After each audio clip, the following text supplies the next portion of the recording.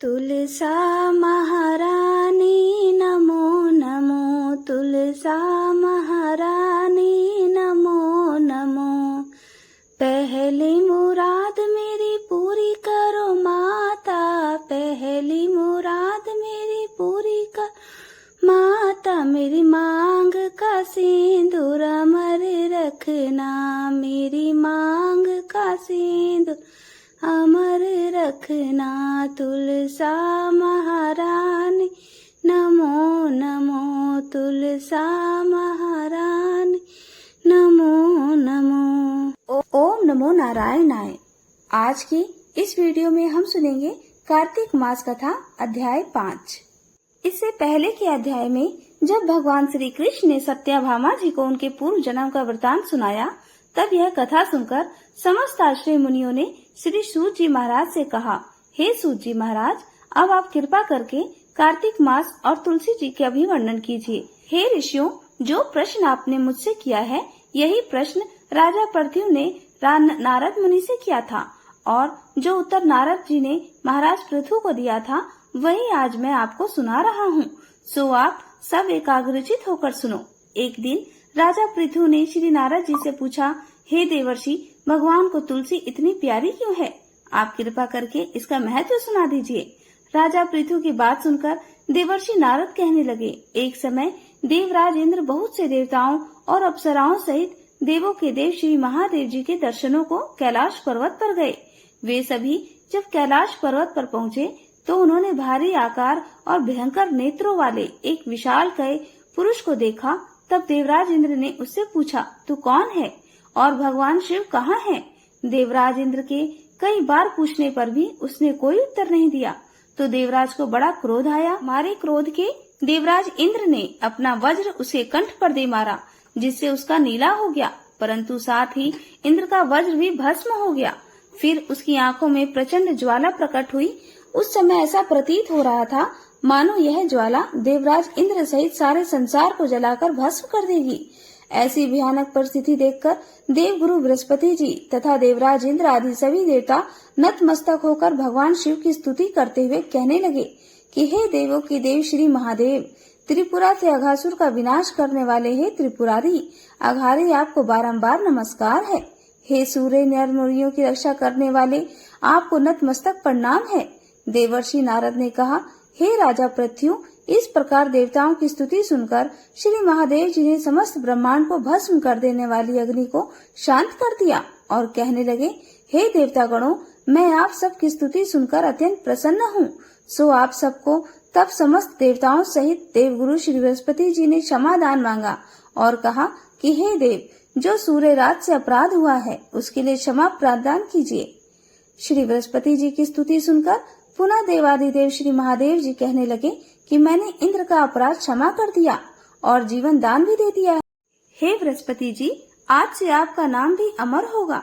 तब श्री बृहस्पति जी कहने लगे, हे भगवान, अगर आप हम सब पर प्रसन्न हैं तो सूर्य राज की सुरक्षा भी कीजिए और सारे ब्रह्मांड को भस्म करने वाली अग्नि जो आपके तेज से उत्पन्न हुई है उसे भी शीघ्र शांत कर दीजिए। भगवान शंकर कहने लगे, मेरे नेत्रों से निकला हुआ ज्वाला रूपी तेज अब वापस कैसे हो सकेगा, इसलिए अब हम इसे कहीं दूर फेंक देते हैं। ऐसा कहकर भगवान भूतेश्वर ने उस अग्नि को समुद्र में फेंक दिया। तब वह अग्नि गंगा के संगम पर गंगा सागर में जा गिरी और एक बालक का रूप रोने लगी। उसके रोने की आवाज से पृथ्वी हिल गई, सप्तद्वीप बहरे हो गए। ऐसा घोर आश्चर्य देखकर समुद्र की गोद में बालक को रोते हुए देखकर श्री ब्रह्मा जी बड़े आश्चर्य से पूछने लगे, यह किसका बालक है? समुद्र ने उस बालक को बड़े आदर से उठाकर ब्रह्मा जी की गोद में दे दिया और कहा कि यह मेरा पुत्र है जो गंगा से उत्पन्न हुआ है। अब आप इसका जातक कर्म कराइए। उसी समय उसने ब्रह्मा जी की दाढ़ी पकड़कर बड़े जोर से मरोड़ दी, जिसके मरोड़ने से ब्रह्मा जी की आंखों में आंसू भर आए। तब किसी प्रकार से ब्रह्मा जी ने अपनी दाढ़ी छुड़ाई और कहा, इसने हमारी आंखों से जल निकाला है, इसका नाम जलंधर होगा और यह शिव जी के अलावा संसार में और किसी के हाथ से नहीं मर पाएगा। इसका कारण यह है कि शिव जी के अंश से उत्पन्न हुआ है। यह सुनते ही वह बालक युवा हो गया। तब ब्रह्मा जी ने शुक्राचार्य को बुलाकर उसका राज्याभिषेक कराया और तब ब्रह्मा वहाँ से अंतर्ध्यान हो गए। सिंधु राज ने कालनेमी की पुत्री वृंदा के साथ जालंधर का विवाह करा दिया। वृंदा अति सुंदर थी और सारे ब्रह्मांड में प्रथम सती और पतिव्रता थी। परम सुंदर पत्नी पाकर जालंधर बहुत प्रसन्न हुआ, इसलिए आनंद से अब उसके दिन बीतने लगे। जब जब जालंधर घर में आता तो वृंदा स्वयं अपने हाथों से पंखा झालती, अर्घ्य देती, आचमन अर्पण करती। इस प्रकार वह अपने पति नारायण समझकर उसकी सेवा किया करती थी। देवर्षि नारद बोले, हे राजन, अब मैं पतिव्रता स्त्रियों के कुछ लक्षण सुनाता हूँ। पतिव्रता स्त्री अपने पति के दुख में दुखी और पति के सुख में सुखी रहती है। पति के परदेश जाने पर गृह वेदना का और दुख सहन करती है और पति के मर जाने पर पतिव्रता स्त्री पति के साथ सती हो जाती है। अपने पति के पाप पुण्य में आधे की भागीदार होती है, इसलिए स्त्री अर्धांगिनी कहलाती है। जो स्त्री अपने मृत पति के साथ शमशान भूमि तक जितने कदम उठाकर जाती है, उसको एक एक कदम पर एक एक यज्ञ का पुण्य फल प्राप्त होता है। ऐसी स्त्री अपने माता पिता और पति इन तीनों कुलों को पवित्र कर देती है। जिस प्रकार सपेरा सर्प को बिल से बाहर निकाल लेता है, ठीक उसी प्रकार पतिव्रता स्त्री नारी अपने पति को नर्क से निकाल लेती है। जालंधर की कथा पर वापस आते हुए देवर्षि नारद ने आगे कहा, हे राजा पृथु, देवताओं के भय से भयभीत होकर जो सब दैत्य पाताल लोक में भाग गए थे, वे जालंधर का अभय पाकर फिर से पृथ्वी पर आकर निर्भय घूमने लगे। उसी समय जालंधर ने राहु के कटे हुए सिर को देखा और उसने शुक्राचार्य जी से इसका रहस्य पूछा। तब उन्होंने समुद्र मंथन के समय देवताओं द्वारा अमृत को चले जाने का समस्त वृतांत उसे कह सुनाया। इस प्रकार अपने पिता का मंथन और दैत्यों का अपमान सुनकर जालंधर को बड़ा क्रोध आया। क्रोध में भरे हुए जालंधर ने घमासान नामक दूत को बुलवाया और देवताओं के पास भेजा। घसमरण ने देवराज इंद्र की सभा में जाकर अभिमानवश ना तो अपना मस्तक झुकाया और ना नमस्कार किया, बल्कि गरज कर कहा कि दैत्यराज जालंधर ने जो कुछ कहला भेजा है वह सब कान खोलकर सुन लो। उन्होंने कहा कि मेरे पिता समुद्र का मंथन करके जो 14 रत्न तुमने लिए हैं, उन पर तुम्हारा कोई अधिकार नहीं है। भला है कि वे रत्न तुम हमको वापस लौटा दो। दूत के ऐसे अभिमान पूर्ण शब्द सुनकर देवराज इंद्र भयभीत हो गए और विस्मय के साथ बोले कि समुद्र सदैव हमारे शत्रु दैत्यों की रक्षा करता है, इसलिए उसको हमने मत कर जो रत्न लिए हैं उस पर दैत्यों का कोई अधिकार नहीं। दूत ने देवराज के ऐसे वचन सुनकर वापस लौटकर जालंधर को उत्तर सुना दिया। इसे सुनकर जालंधर को बहुत क्रोध आया और देवताओं को उपाय वह सोचने लगा। उसने सभी दिशाओं में दूत भेजकर पाताल में संदेश देकर समस्त दैत्यों को बुला लिया और शुंभ और निशिंग की 2 दैत्य दल का सेनापति बना दिया। उन्होंने दैत्य दल सहित नंदन वन में जाकर देवराज इंद्र की अमरावती पुरी को चारों ओर से घेर लिया।